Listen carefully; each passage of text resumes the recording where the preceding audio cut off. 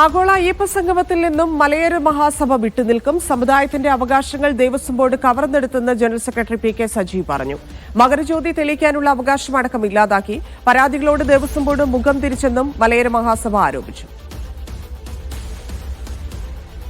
ജോസി ബാബു ചേരുന്നു. ജോസി, അയ്യപ്പ സംഗമത്തിൽ പങ്കെടുക്കാത്തതിൽ എന്താണ് വിശദീകരണം?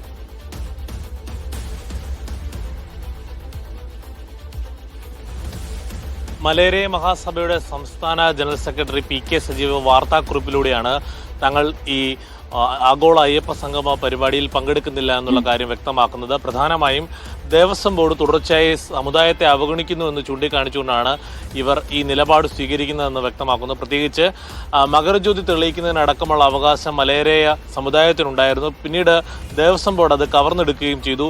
തങ്ങൾക്ക് നിരന്തരം ഈ ആവശ്യം തങ്ങൾ ദേവസ്വം ബോർഡിന് മുന്നിൽ വെച്ചിട്ടും അതൊന്നും പരിഗണിച്ചില്ല.